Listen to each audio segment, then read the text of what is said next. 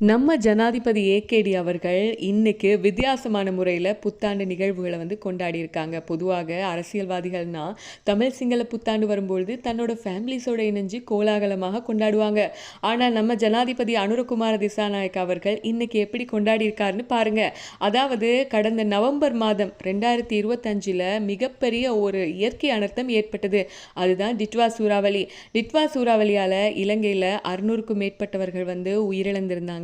அந்த வகையில் பார்த்தீங்கன்னா இலங்கையில் பல வீடுகள் முற்றுமுழுதாக சேதமாக்கப்பட்டது.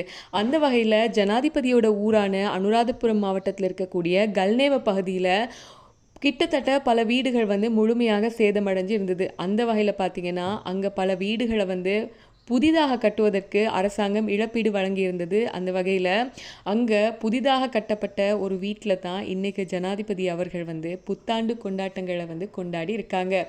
அந்த கட்டப்பட்ட வீட்டினுடைய உரிமையாளர் ஜனாதிபதி அவர்களை வர சொல்லி பால் சோறு பொங்கி எல்லாம் செஞ்சு பலகாரமெல்லாம் வச்சு சொந்தக்காரங்களெல்லாம் கூப்பிட்டு ஜனாதிபதியோட சந்தோஷமாக இந்த புத்தாண்டை கொண்டாடி இருக்காங்க.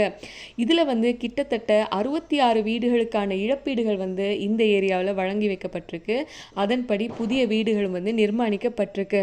கல்நேவ பகுதியில் மட்டும் இல்லைங்க, இலங்கையில் எல்லா இடங்களையும் பொதுவாக பதுளை மாவட்டம் கண்டி மாவட்டங்களும் அதிகமாக பாதிக்கப்பட்டிருந்தது.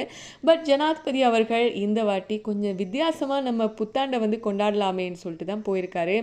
இதோடு சேர்ந்து அதே அனுராதபுரம் மாவட்டத்தை சேர்ந்த மற்றும் ஒரு அமைச்சரான வசந்த சமரசிங்க அவர்களும் இந்த பயணத்தில் இணைஞ்சிருக்காங்க. பட் இதில் ஒரு விமர்சனமும் முன்வைக்கப்படுது.